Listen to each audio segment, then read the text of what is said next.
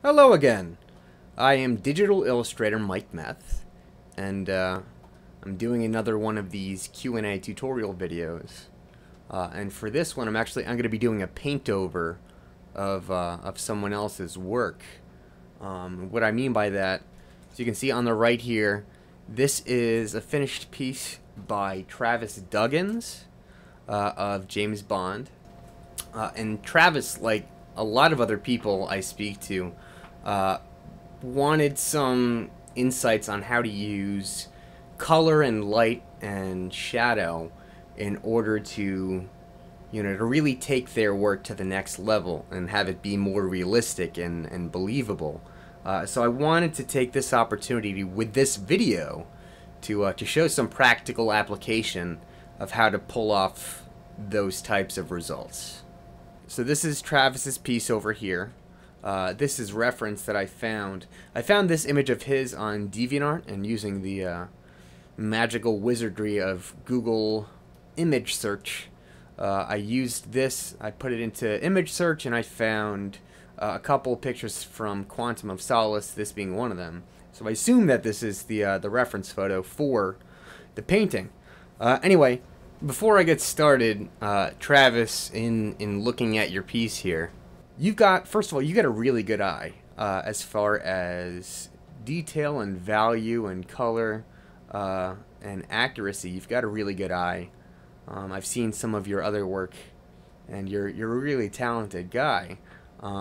It's just a couple minor things, and you have a good sense of what you can work on to take it to the next level, which is great. Some people, they have no idea what there is to be improved. So anyway, what we're talking about here is light, color, light, and value, okay? And when I'm looking at your piece here, I have a finished version of the paint over that I did later. I'm going to show that later. So when I'm looking at your piece, I think the biggest thing that I notice, not just here, but with a lot of people, is there's no real unifying color. And what I mean by that, I'm going to talk a little bit about, what is it? Local color versus, I guess, ambient color. And what I mean by that, so local color, if I were to ask you what color is a fire engine, you would say red. If I was, to ask you what color is the American flag, you would say red, white, and blue. And that's great, but in the, in the natural world, under the influence of color and light and shadow and things like that, if you were to take a picture of an American flag at sunset, those colors would not actually be red, white, and blue.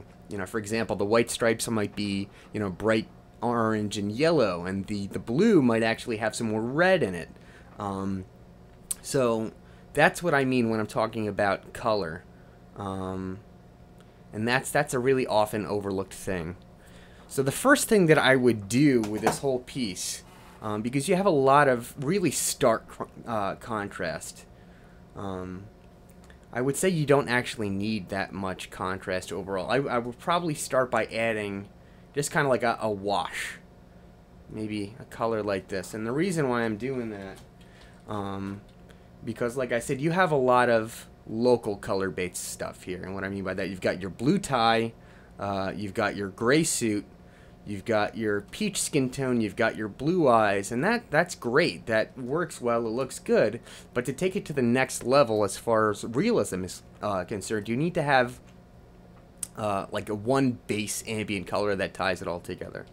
So I'm going to turn my opacity down here, and I'm just going to kind of paint over this whole thing with a wash.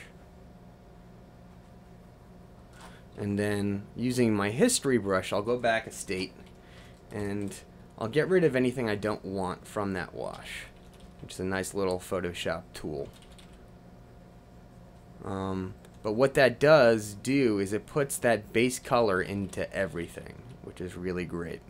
Another thing is you want to have more color in your transitions. You want to have more color in your highlights, more color in your shadows, more color in your transitions.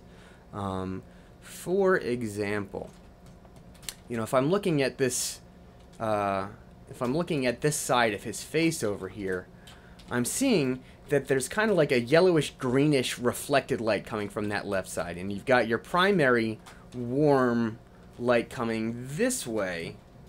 I hope you guys can see my cursor. The cool, or the greenish reflected light's coming over here, and the coolest term in all of art, the Terminator. And you're probably asking, what the heck is the Terminator? So the Terminator is this line here, okay? And what it is, that's the divider between two light sources. So you've got this light source over here, you know, coming this way. You've got the reflected light coming this way. And then where the shadows from each light, because each light casts a shadow. So this light casts a shadow on this side, this light casts a shadow over here, and where those shadows meet before the light takes over is called the Terminator. So you can actually see this dark line here between the reflected light and the primary light. And having that really brings some realism. Reflected light in general really adds a whole lot of realism to any illustration. And you've got that. You've got that, the Terminator in your illustration. What you would benefit from is adding some color to it. It's kind of like an overall flesh tone you have here. So, like I said, we've got kind of a, you know, a greenish, yellowish reflected light over on this side. Okay? I'm just going to paint over loosely. And that shows up elsewhere. That shows up on, you know, the side of the brow, this whole side of the head. Any planes that are facing away from the main light source are going to have some of that kind of greenish reflected color in it. Okay? And it also, I can't stress this enough, it is so important to have a strong foundation in the anatomy, in the planes of the face. I know that that was something I kind of just eyeballed for a long time. I didn't really get to know the anatomy. So there are certain things you don't necessarily see if you're just kind of working straight from reference. So, for example, you know, the plane changes in the eye socket. You've got this plane which kind of juts out this way. You've got this plane which juts out that way. And then you've got the cheekbone which reaches, you've got a ridge over here, and then the brow ridge which recedes. I don't know if that makes sense at all. So you're going to use your rendering to really play that up. Okay, to really define those plane changes. And I'm going to put some more color into that Terminator. Okay, so here's another cool little thing I want to talk about. You know what, I'm actually, because we're running a little long, I'm going to jump into my finished paint over. And when I say finish, it's, you know, it's kind of fast and loose. It's not all that wonderful, but it's to give you an idea. So here's the original. Here is my quote-unquote finished paint over, and I'm just going to walk you through some of the changes I made. Like I said, I put some of that greenish reflected light on this side. Let's tell you a little bit about color temperature. Color temperature, you know what, I'm trying to fit too much into one lecture. Color temperature briefly, when most people think to add a highlight to something, they just add white. Okay? And when they think to add a shadow to something, they usually just add black. And when you do that, when you add just white to a color for a highlight, kind of like you have here, it still works. The values are accurate, but the color looks off. It looks a little bit washed out and chalky. And the same thing by just adding a darker version of the same value, of the same color. So what you do is, in addition to, let me show you a little bit. For example, if I was going to have a red ball here. Let's pretend that this is a red ball. You know, most people would think if I'm going to make a highlight, I'm just going to add white to that. Okay, and that is our highlighted red ball. And that's great, but it looks a little bit washed out and chalky, like I said. So, where color temperature comes in, let's say if we've got a warm light source, in addition to lightening up the value, you're actually going to change the hue. So I'm actually going to add some oranges, and then if I want to take it to a really hot highlight, I'll go all the way to yellow. So you can see I'm not actually changing the slider towards white, I'm changing the overall color. And you can see when I pull out, there's a lot more realism to that. Of course, you would also have your Terminator.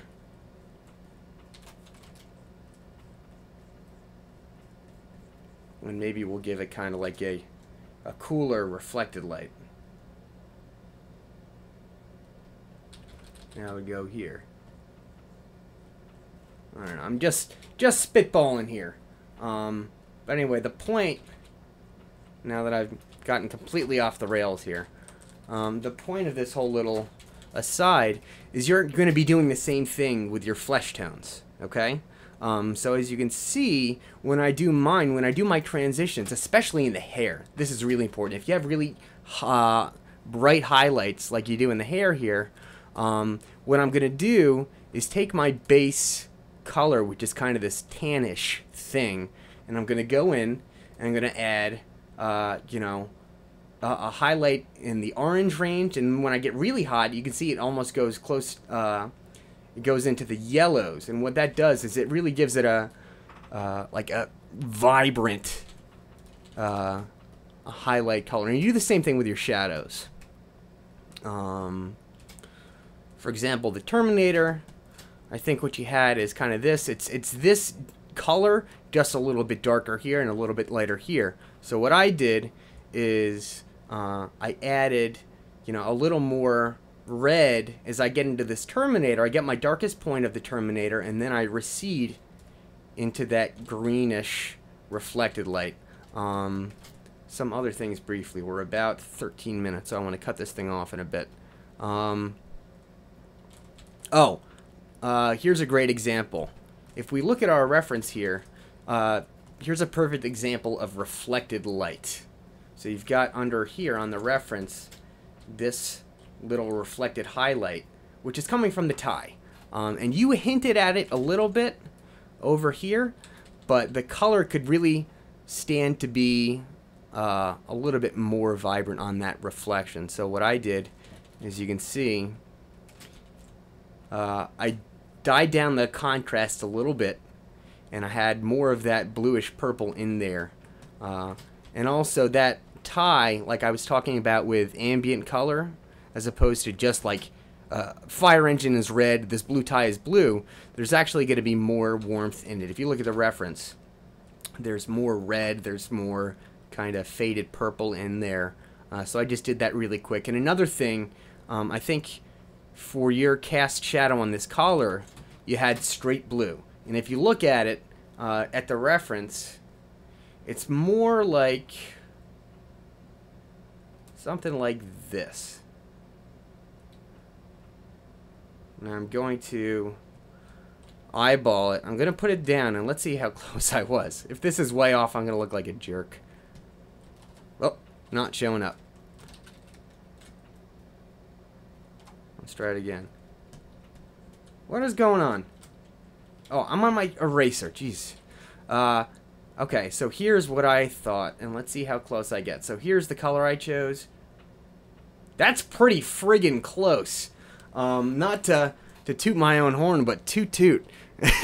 And so basically, the best thing you can do is constantly train your eye. I know a lot of people kind of like to take the easy way out and color pick from the reference to get their colors, but you don't really learn anything that way. So you want to look at your colors from your reference and you want to take your knowledge of ambient color, of the colors in your highlights, the colors in your shadows, and value, and you want to just trial and error until you start picking it up more accurately. And Travis, you specifically asked about values because you have a tendency to go too dark. So this is going to sound a little bit silly, but the best thing you can do to get accurate values, when you're working on a piece, squint your eyes. And the squint test, as a lot of artists like to call it, it allows you to see the values much more easily without any of the distractions of colors and details. So for example, looking at yours, I can see by squinting that this whole area, this is called the philtrum, by the way, for those of you who've never heard of that, this little dimple. I love that word. Anyway, you can see the philtrum of yours is significantly darker than in the reference. So I would go ahead and lighten that up. Another thing, you've got a lot darker values underneath his eyes. Eyes. One more thing before I start to wrap this up. People have a tendency, I don't know why, to go, when you render a pupil, to go pure black. And when you go like the eyelash, it's also pure black.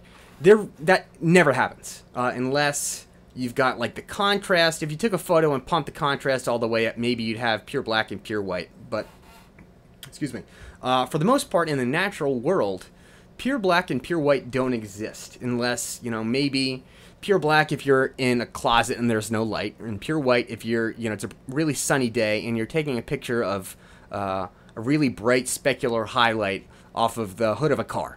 But other than that, there's going to be color and everything. So what I did is I dulled down this whole black region you had here. I added some more color and dulled it down. And I also, sometimes I like to add some color to those bright specular highlights. Instead of just having it be a white dot like that, same principle as what I did with the hair. Do some color temperature. So I've got some cyan, some really bright cyan around those bright white highlights, and it actually makes it look a little bit more vibrant than if it was just white. What else? I want to wrap it up for now. There's a ton more I could talk about. That's really why I recommend taking my classes, because it's a much slower paced 10-week curriculum, and we really have the opportunity to jump into all these individual components that will take your work to the next level. But I hope that this piece was helpful, just as kind of like a refresher, the things to walk away with. Ambient color to you know, apply kind of a wash over the whole piece to tie all the colors together. To really keep an eye on your light and shadows and make sure you have color in all of your highlights and shadows. To